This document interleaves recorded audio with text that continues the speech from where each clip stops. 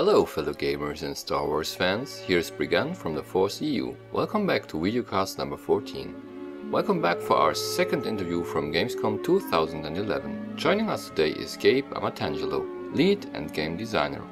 Be sure to check out the first interview with Stephen Reed also. The sound on that interview was really bad. Gamescom was making almost unbearable background noise. But here we go.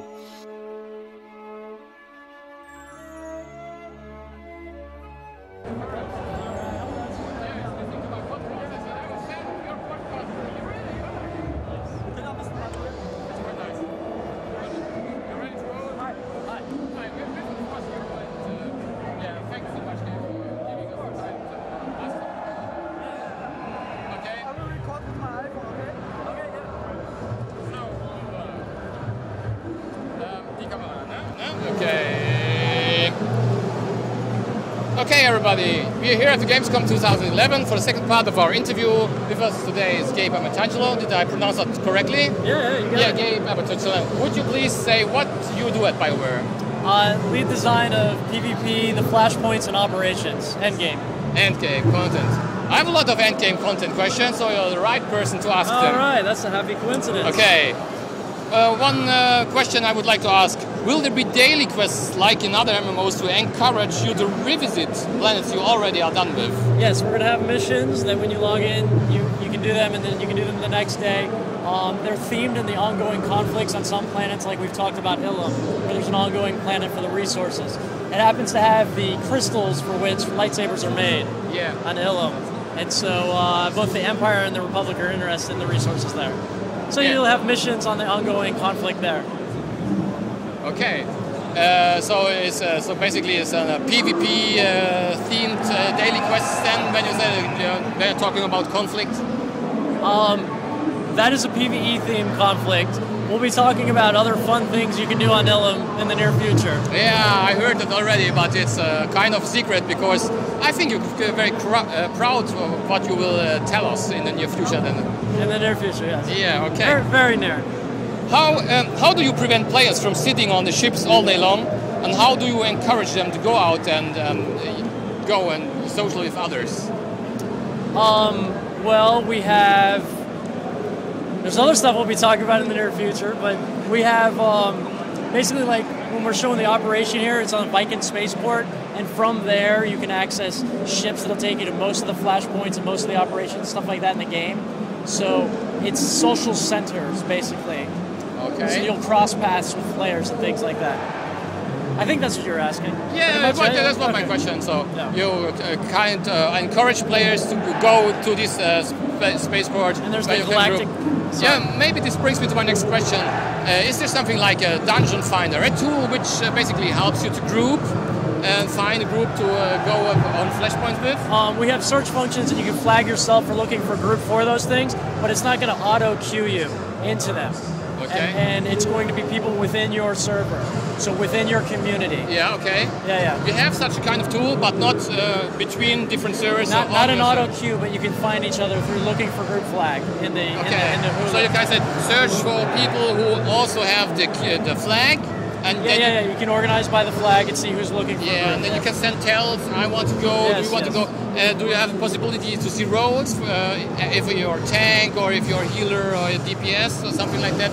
No, you'll communicate that. Okay, so you basically, that's a kind of old school. When you had to go around and say, anybody who wants to go with me in the flashpoint, and I'm kind of tank, and we need a healer, and so you have no auto queue and have some packs and go there. You have no clue who they are, so you have basically to communicate and maybe you find out I don't like this person from the conversation. Maybe I'll find another one. So yeah, there are lots of community. People, a lot of people like say, see.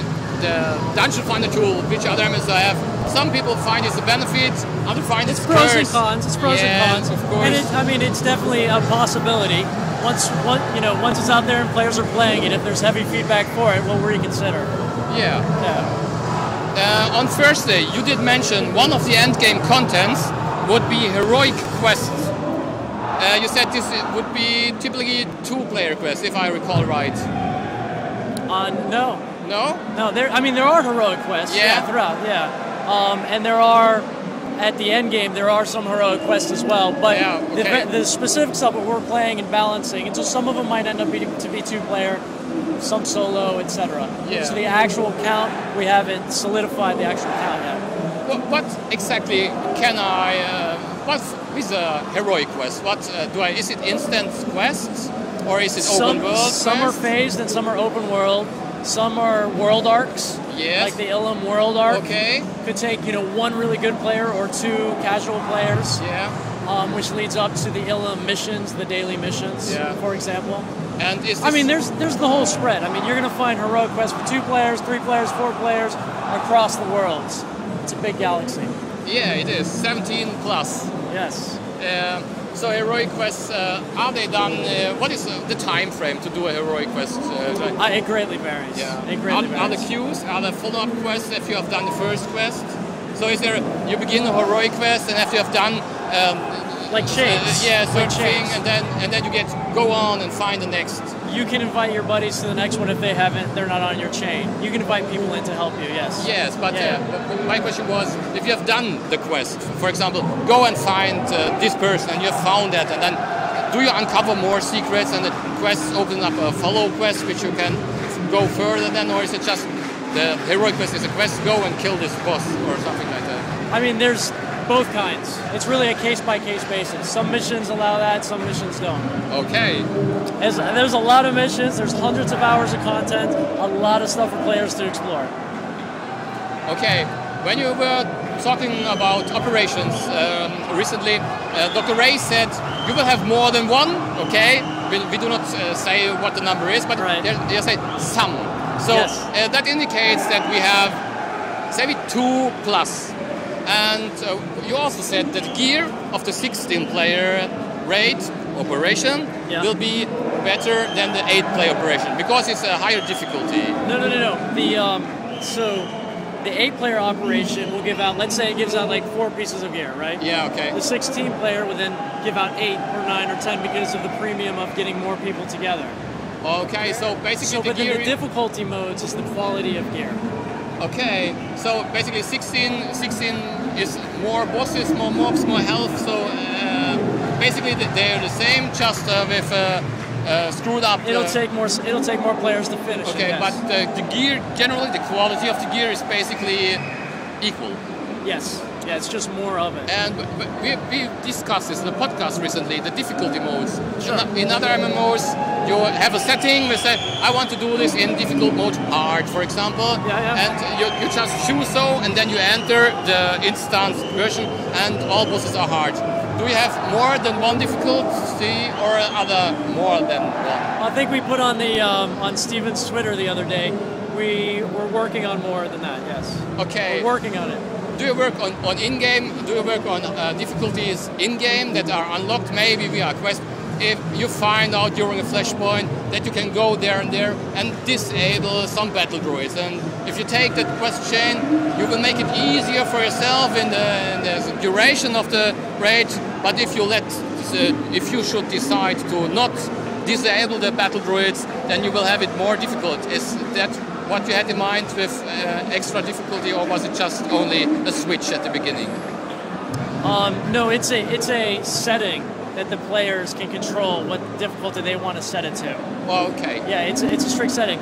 But on that note, that brings up an interesting point. In some of our flashpoints, we have things like very sort of harkens back to like the BioWare RPG dungeon crawl stuff, where if you have archaeology, for example, you might find a hidden door inside of a flashpoint that can take you around another path.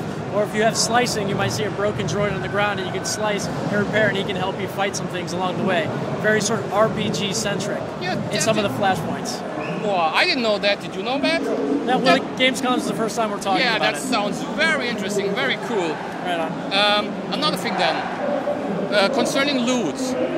If you have several raids, so they are built up on difficulties, are they equally all the same and you choose just one for flavor? Or do you say the next operation after Eternity Vault is something harder and drops better loot, and it's something more difficult than that first one? So you're asking, are they sort of stacked on top of each other as like a difficulty progression? It's going to be a little bit of both. I mean, you know, stay tuned for the other ones we take out. But I mean, some might be harder, some might be at the same level, etc. And some, like, easy mode on one might be equivalent to hard mode on another, or vice versa. Oh, things of course. like that. Yeah. But generally, if I play normal difficulty of, for example, Eternity Vault, and then I go to the next operation, whatever it will be, and I take normal difficulty, will this gear that drops from the bosses there build better in terms of itemization and stats than the gear that I find in the... That's to be determined, but I mean, it very well could be. I mean, we will have like a progression. We might, like, it's basically, we might release some parallel, and then we might release some top, like that. But that is the question that brings me to the next concern of mine. Okay. I'm a big fan of crafting in MMOs. Oh, yeah? Star Wars Galaxies was MMO I liked very much because it had very cool crafting. If you were a dedicated crafter, you could craft incredible things. Even if you didn't have a guild, you could be the one guy on the server that did the best armor, and all guilds were coming to you, piling fortress on top of you to give you credits for your armors, for example. Now, Damien told us crafting will do excellent equipment and will be equivalent maybe to raid equipment. So, is this still viable? So, is crafting, if you are a master craftsman and you're expert and you have some great recipes, will the thing that you craft be equally good as those drop loots from raids? Well, they don't necessarily need to be equally as good. It could be that it's the best of this, like crafting gives you the best of these slots, and then Eternity Vault gives you the best of these slots type things. Okay. We're testing and we're playing around with it, but it is important for us to ensure that crafting is still viable, as well as obviously the operations. Yeah, that sounds kind of cool. Yeah. So basically, and I think Damien's talked about this. It's like you can take, like in an operation, if you get, you know, a lightsaber that you're like, awesome, I got this awesome lightsaber, and then you get it again, you can dismantle it and try to get a recipe. That's great.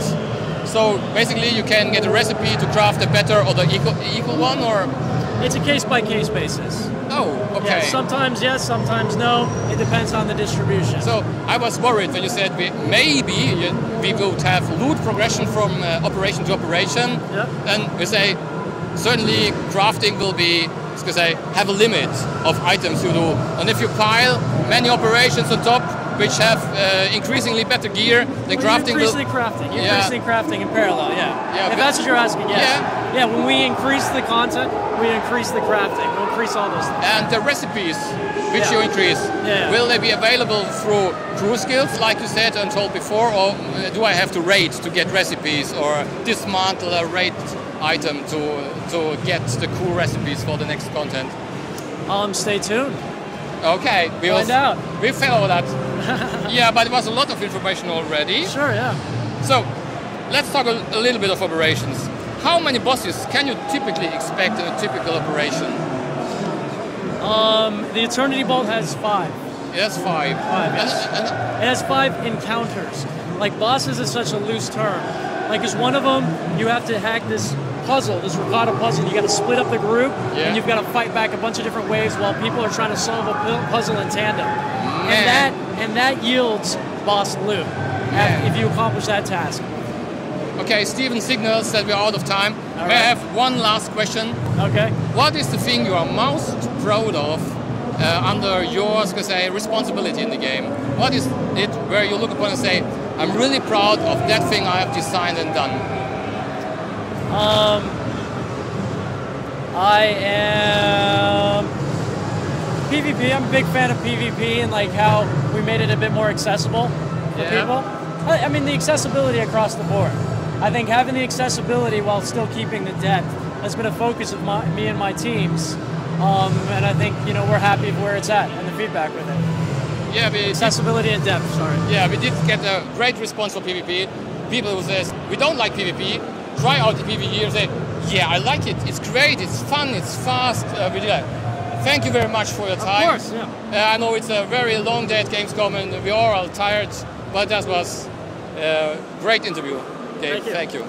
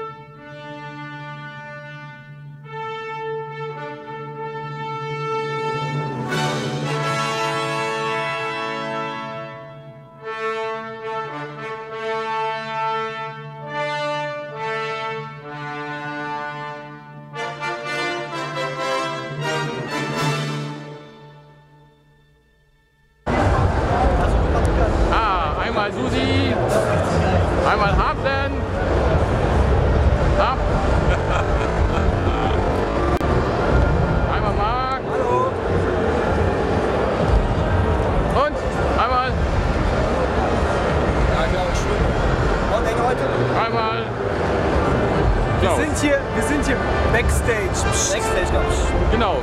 Wir sind hier Backstage im BIOWARE-Stand